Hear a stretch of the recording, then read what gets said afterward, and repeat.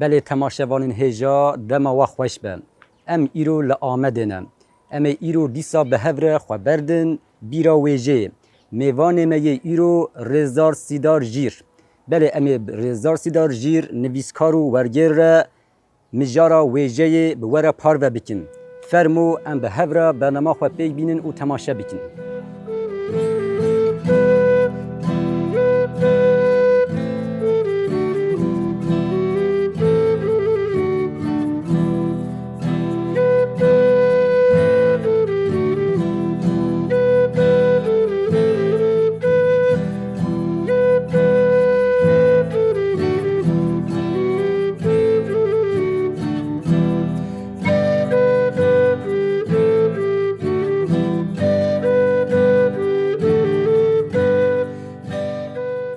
که کسی در هنگیرای بخیر هاتن برنامه اما یا بیرا ویجهی نه خیره ده بکی ام ایرو دخوازم بواره هم دربار وده هم دربار برهمین وده هم جی دربار مجارا ویجهی ده فکر و رامانین و به تماشاوان خواه را پار و بکن بله ام دکارن سیدار جیر به چند هبوکان ناز بکن از سال 1908 لگندکی شمرخا مردینه هات مدنه جهه که کردوار ده راسته ایجا لوی داره تشتکی دنی تایبت ها یعنی تنه جکردان کرمانج لور جیانه به ارمنان ره يعني او لوی منطقه ارمن جیهانه حتی 10-11 سالیه خو از لوی داره بو پشتوی از هاتم آمده دمك دريجة ام دزانن كو هون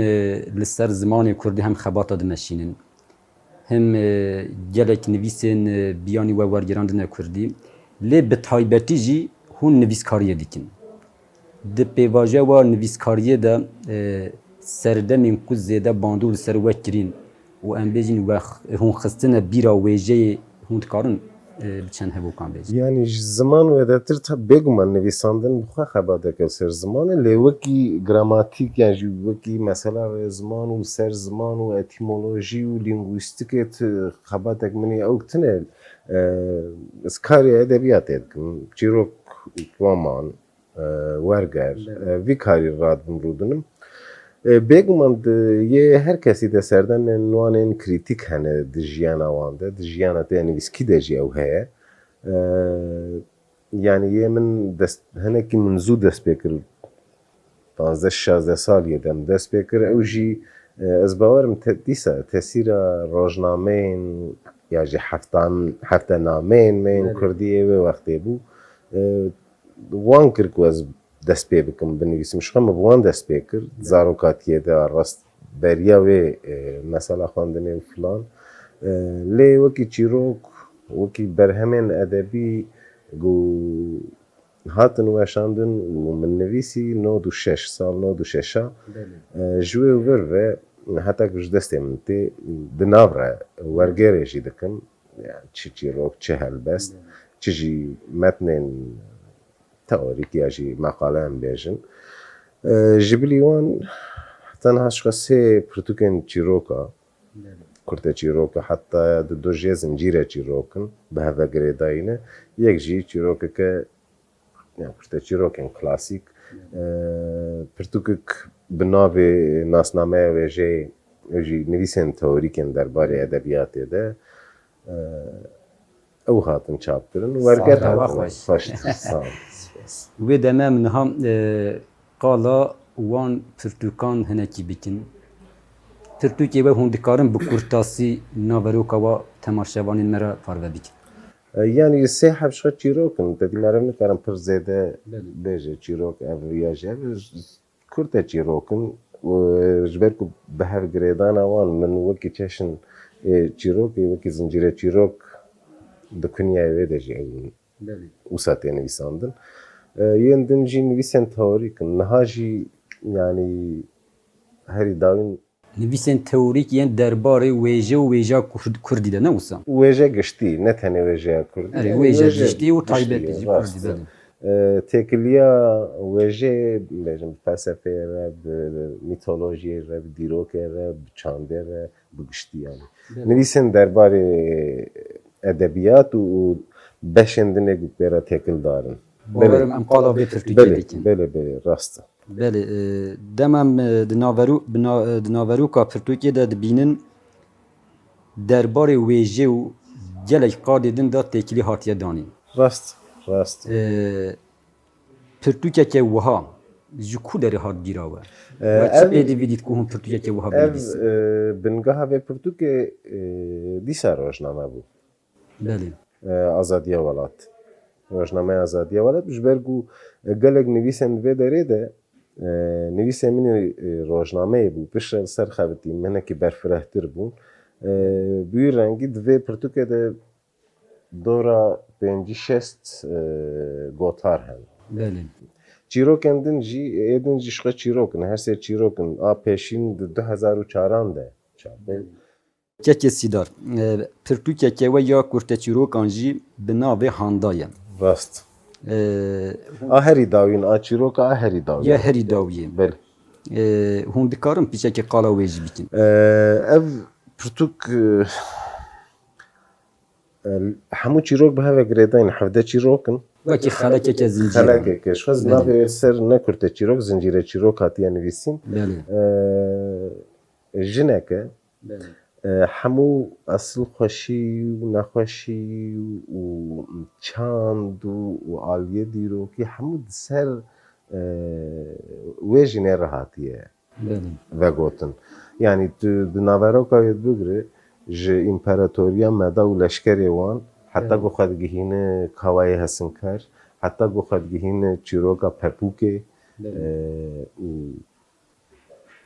hêmanên çandî yên vê ernîgariyê hemû bi awayekî di ser wê jinê re hatiye vegotin. Jin bi awayekî tenduristî çûn û hatinên wê henin.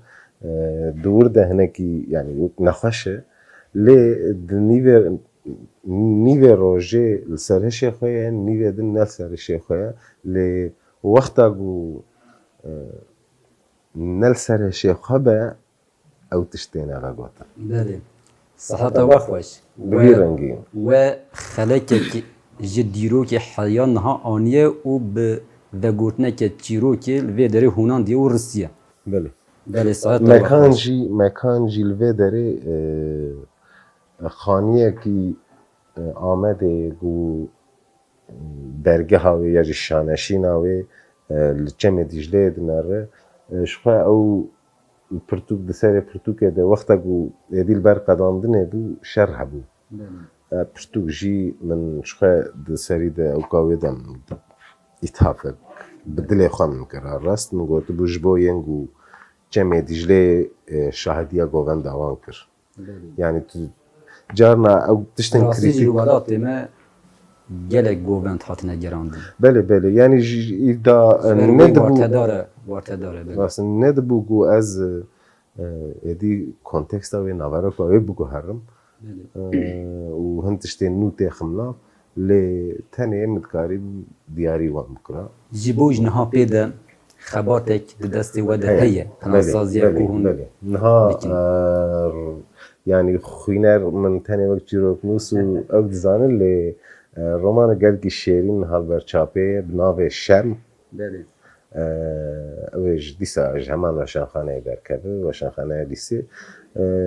Ji bawerim demek gelekî nêz de wê Ez şîk û gumana me nîne ku yê çerkeftî jî be. sağ ol.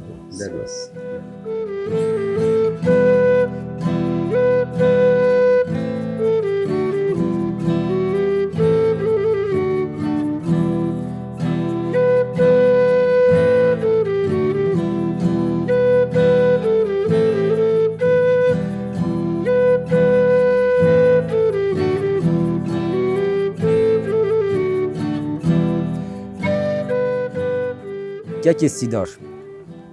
Têgeha wêjeyê li gelek aliyan ve tên îrxandin û gelek kes, gelek derdor li gor xwe pênasa wê dikin.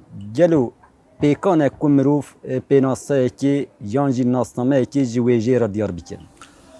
Yani wekî pênasekirin hinekî dibe pirtûkî ya jî em bêjin dibe انسیکلوپدیک لی مرۆڤ دikare vê bi rehetî bi vî awayî bibêje cihê ku mirov însan û xweza hebe ji xwe huner edebiyat ew jî diafire yanî wekî pênase dibêje edebiyat ev e mirov naxwaze tevî wan tê xwe nava qaliba ya jî ew dikir lê cihê ku însan lê be û însan di nava xwezayekê de ye بله wê wextê edebiyat derdikeve huner derdikeve وی دمه ام دکارم بیجن د دستپیکا دیروکی حتا نها د دستپیکا پیدابونا مروف حتا نها ویجه جی هیه yani çi bi nivîskî çi bi devkî ji xwe heye بله eger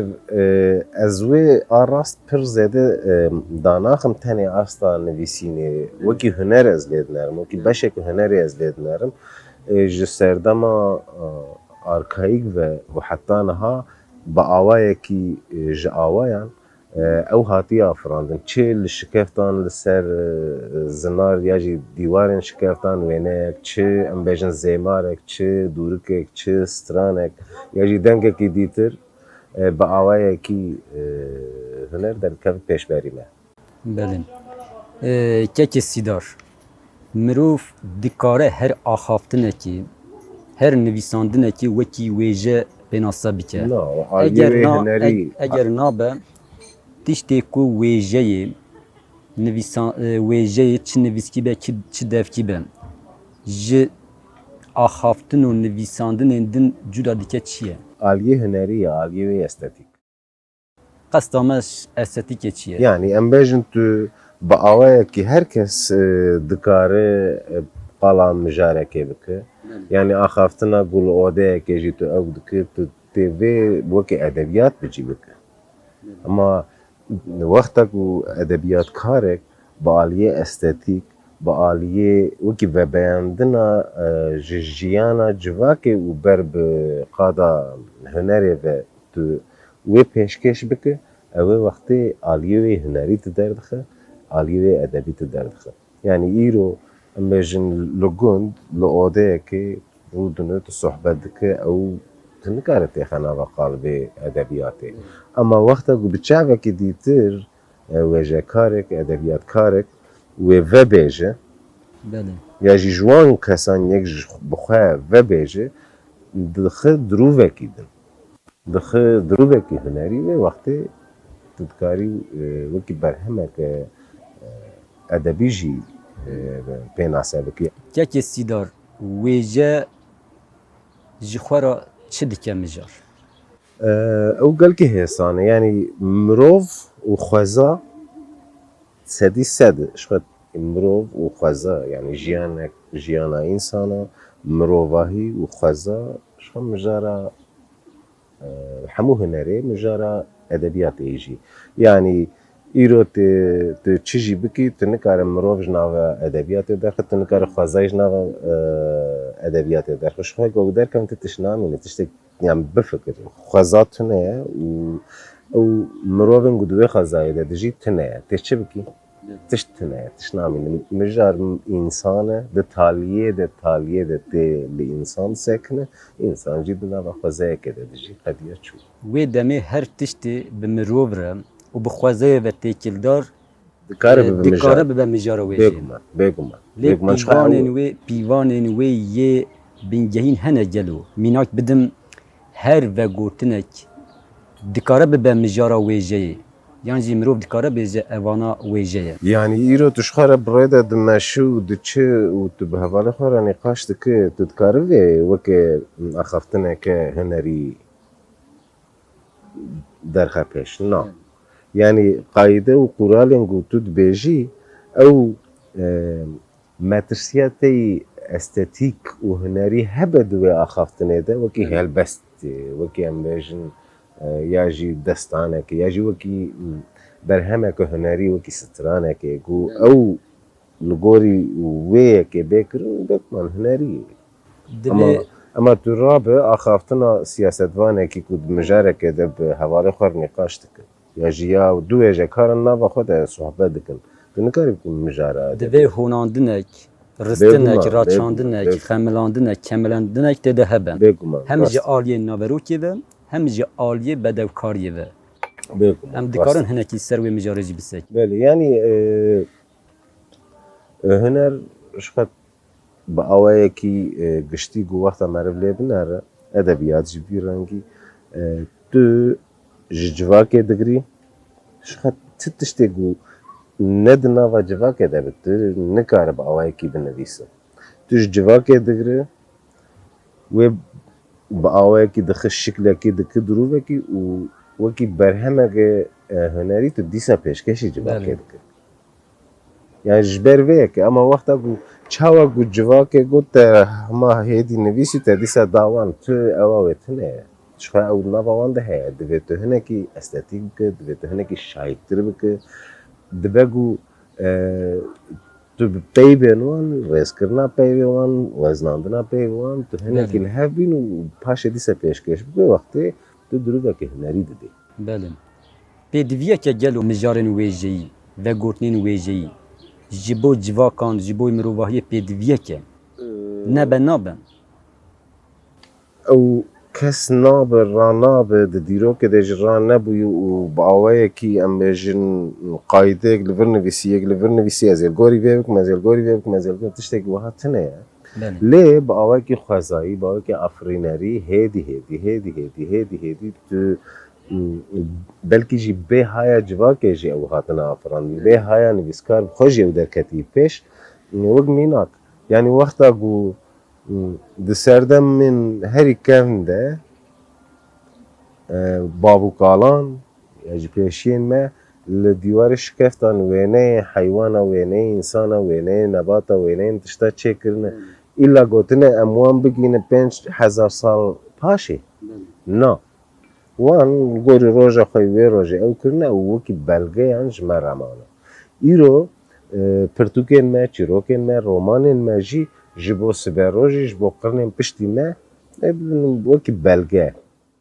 Tenê belge yan jinû ve avakirin û sazkirina civakê kesan ristekî di lêîze wêje. Wêje yek ji amûran ya jinûvesazkirina civakê ye. Gelo armanc û mebest û rista wêjeyê ji bo civakê çi ye? Mirov kare çawa binirxîne? He yani ez beriya werim armanc û mebestê ya ji xwe pêdiviyek yani çawa pêdiviyek ku pêşiyê me çawa pêdivî pê dîtine em bêjin peyker çêkirî ya jî wêneyek çêkirî ya jî stranek çêkirî edebiyat jî bi wî awayî pêdiviyek e.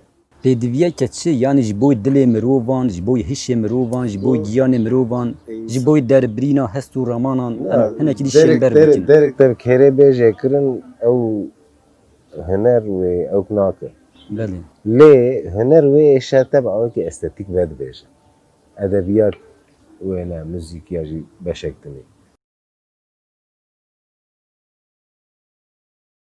Yani çawa îro em li müzîkekê gudarî dikin em wiha xwe rihettir hîs dikin ne? Wexta ku tu berhemeke nivîskî bixwînî jî dixwe heta ciyekî rihettir hîs dikin. Di vir de xweserbûna civakê bandûreke çawa li ser wêjeyê dike. Bi heman awayî em bêjin gerdûnîbûna wêjeyê jî têkiliya xwe çawa bi xweserbûna wê wêjeyê dike. Ev pirseke bi rastî jî kêfa min jî hata zê bi fikra xwe dûr de jî gelek ciya jî min gotiye mesela heta ku tu xweser nebe tu nebî ya xwe tu nikarî bibe gerdûnî. Belê. Yani rêya gerdûnê di xwebûnê de ye. Belê. Yani îro Kurdek rabe bêje ez ê gerdûnî bim divê berî her tiştê û Kurdî be. Yekî Emerîkî jî beriya her tiştê Emerîkî ji Emerîkîbûna xwe dibe gerdûnî. Yekî ûris jî ji ûrisbûna xwe dibe gerdûnî. Di ser wê re dibe. Yani heta ku tu ji cihê cih xwedî nekî tu nikarî bibe gerdûnî jî. Ji ber ku gerdûn cihê ku em lê sekinî niye. Ew e.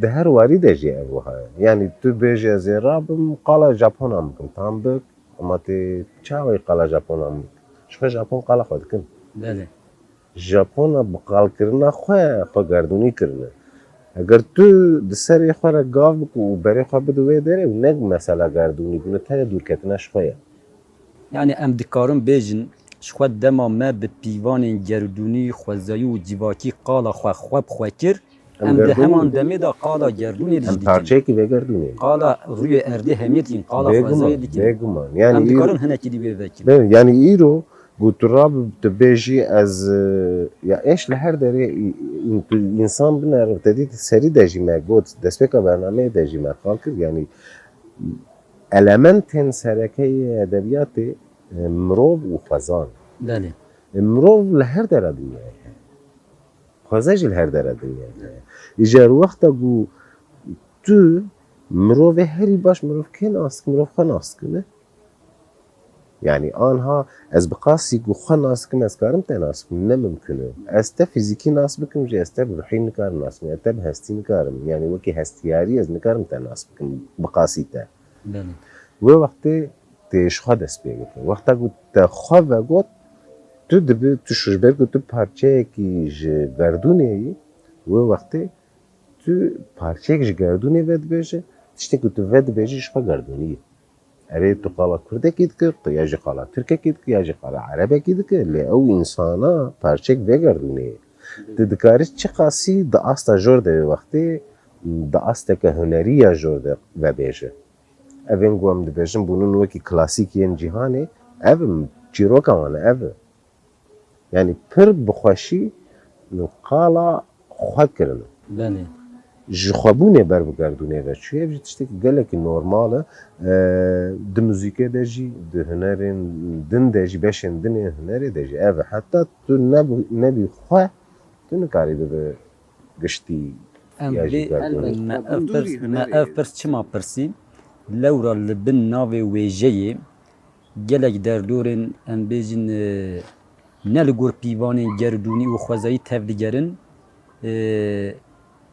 li ser navê wêjeyê tiştên wisa dibêjin yan jî dinivîsîn ku em bêjin gelek tişt û kes û derdorên ne ji xwe yanî wekek ku ji holê radikin wa lê ew jî dibêjin em vê bi awayekî bedewkar dinivîsîn û ji wê re dibêjin wêje ew qalsiya wan însanan e yani ew ne serkeftina wan e ew hejerbûna wan e yani ez ê çawa rabim ez kêfa min ji ternê û ez ê metnên xwe te yani ji qadirajê derxim tiştekî wekî ku min got yani ew helwest û refleksên raşîst yên nijadperestî tim heye li her dere dinyayê kesên ku nivîsandin û wî rengî tevdigarin heye ew nikare bibe pîvan ji xwe belê yani îro wexta ku tu Shakespeare dixwînî ya jî em bêjin tu Marquez dixwînî tu Cizîrî dixwînî tu Şîrazî dixwînî ya min pir hindik ez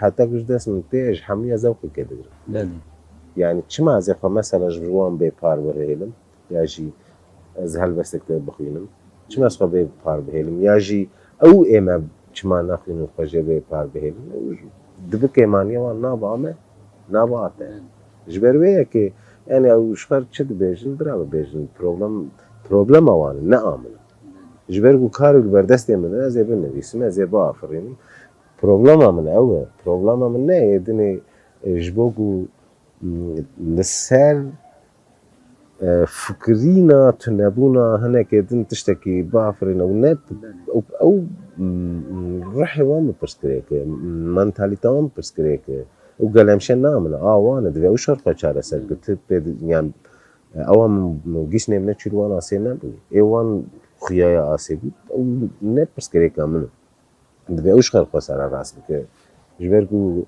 karê hunerî tamam tu çi qasî ji civakê digirî ji civakê digirî lê afirandina wê herî demîn şexsî ye lewma jî pirsgirêk hebe ne pirsgirêka min e divê ew neateyî a kî bi wî rengî tevbigere divê ew ji xwe re rêyekê bibînin û kêmanî neate û a min û avê civakê ya wan kes e belê ji axaftina me jî derket holê ku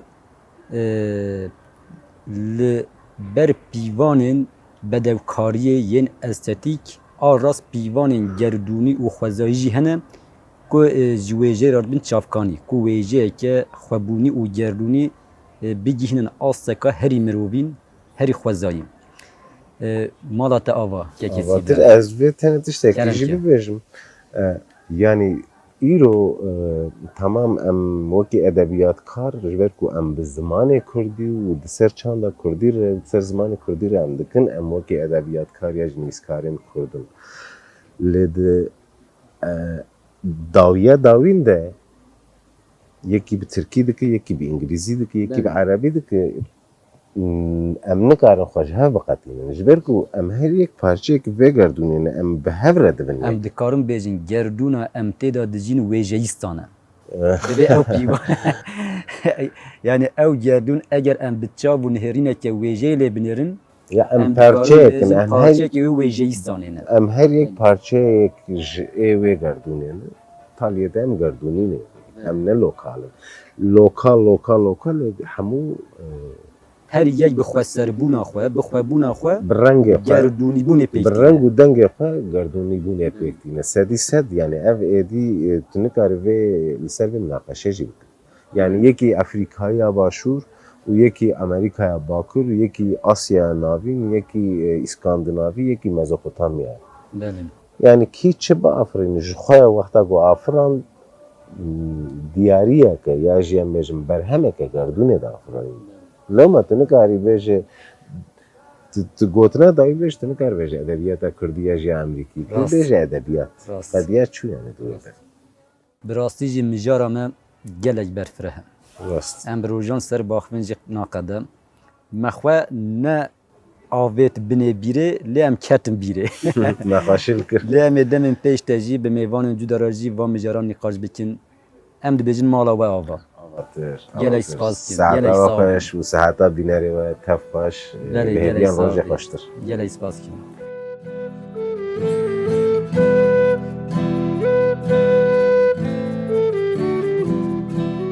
Belê temaşevanên hêja, bînerên wêje hes, wêje berî her tiştî çavkaniya xwe ji jiyanê digire, ji xwezayê digire û ji her tiştên gerdûnê digire. Û di heman demê de jî ji bo jin û avakirineka jiyanek û civakekê risteke bingehîn dide ser milê xwe. Me jî îro bi rêzdar Sîdar Jîr re ev mijar sohbet kir. Heta sohbeteke din, heta beşeke din a vê mijara me bimînin di nava xweşê da bê wêje nemînin, bê bîr nemînin, bê wêje ya bîr nemînin.